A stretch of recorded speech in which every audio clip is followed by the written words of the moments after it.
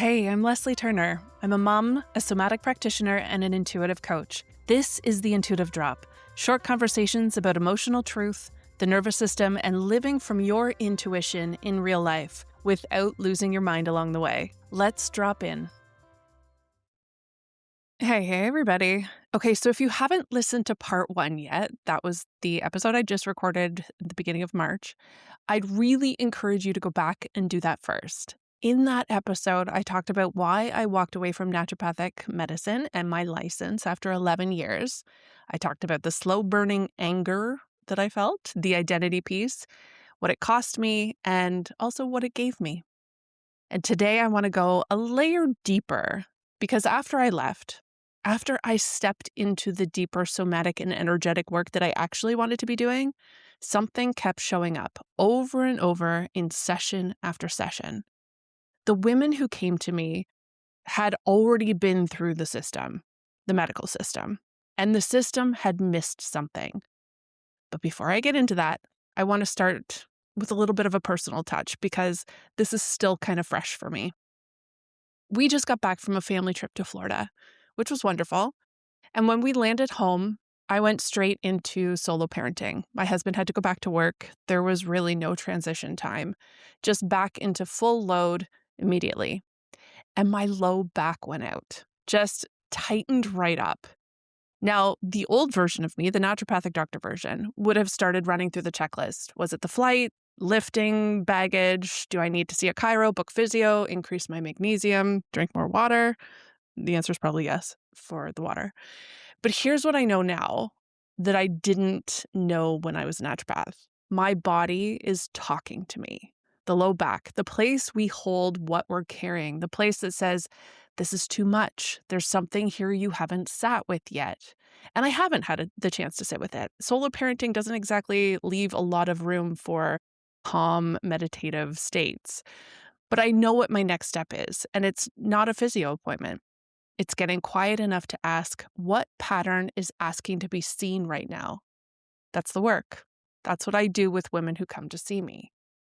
And the women who come to see me, a lot of them, most of them, arrive after years of fighting to be heard somewhere else. Which brings me to what I actually want to talk about today, because conventional medicine, not naturopathic medicine, I want to be specific here, but the conventional medical system has a researched, undeniable problem when it comes to women. And I don't say that to be inflammatory or stir the pot. I say it because this is a documented issue. Medical research, for most of its history, was built on male subjects. Male bodies were considered the default. Female bodies were considered too complicated, too hormonal, too variable. And so study after study was conducted on men. And the results then were applied across the board to everyone. The consequences of that are still playing out right now. Women are diagnosed with heart disease on average 7 to 10 years later than men. The symptoms don't always look the same, but the diagnostic criteria that we follow was built around how heart disease presents in men. So women get missed or they get sent home. And something that really gets me is research shows that a woman who walks into an emergency department with chest tightness is 3 times more likely to be prescribed anxiety medication than a man with the exact same symptoms. He gets referred to a cardiologist. She gets told to manage her stress. And then there's endometriosis, which is a condition that affects roughly 1 in 10 women. So this is a big thing on the planet. The average time from the first symptom to a diagnosis is between 6 and 10 years. 6 to 10 years of being in pain, going to appointments, being told that your periods are just bad, that you need to push through it, that it's normal, that you're just to lose weight.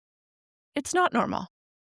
But when pain in women is consistently minimized, it's treated as emotional or hormonal or exaggerated, this is what happens. Women spend years circling a system that isn't actually listening. Never mind the gaslighting. There's even a name for this. It's called the Yentl syndrome. The idea is that for a woman's illness to be taken seriously, she has to prove she is just as sick as a man would be. that her pain needs to reach a certain threshold before it earns a response. I want to tell you about a patient I had when I was still practicing naturopathic medicine. She is or was, I haven't spoken to her in a while, a lawyer. And not just any lawyer. She was exceptional at her job.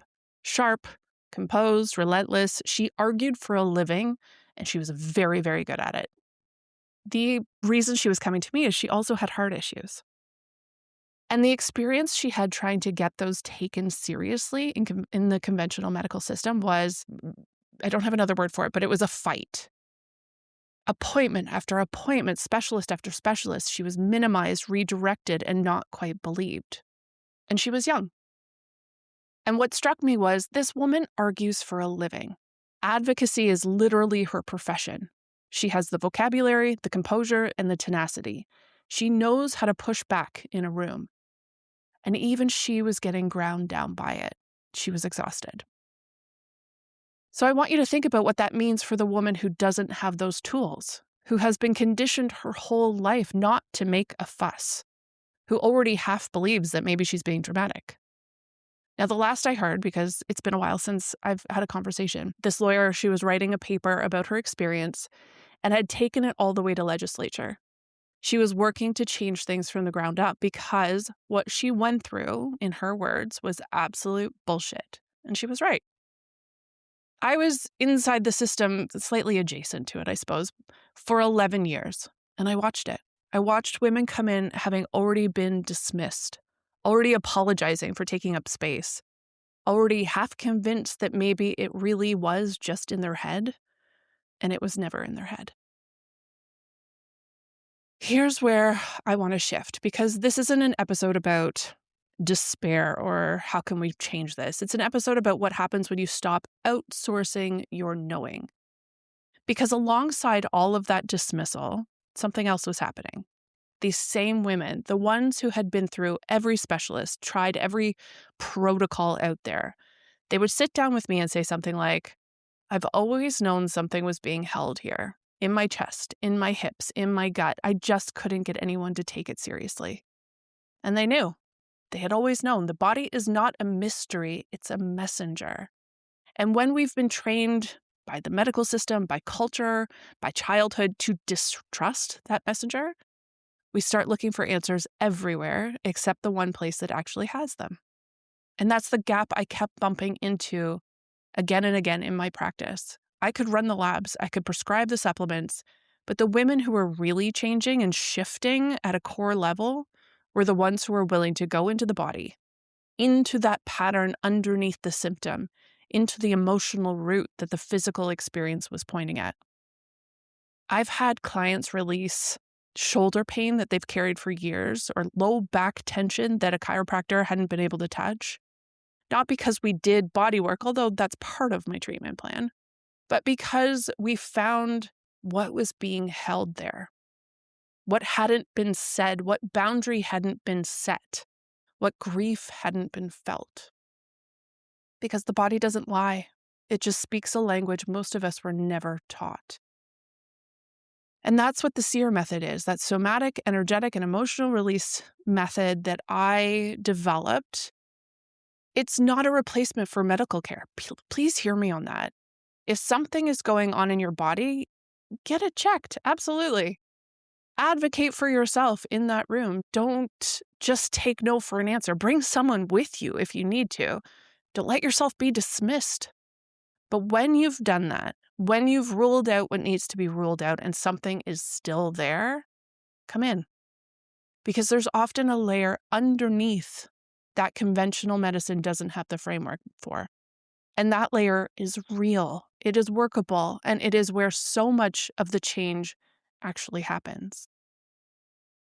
If this landed for you, if some part of you recognized yourself in what I just described, I want you to know that's not a coincidence. That's your body telling you something too. If you want to learn more about the SEER method or working with me one-on-one, please don't hesitate to go to the website, leslieturner.ca. And if you want to start somewhere, listen to more of the podcast episodes. Listen to people who have worked on that deeper level, that somatic level, or just start a conversation with me. I'm good with that too. Thank you so much for being here. Thank you for listening, and we'll see you next time.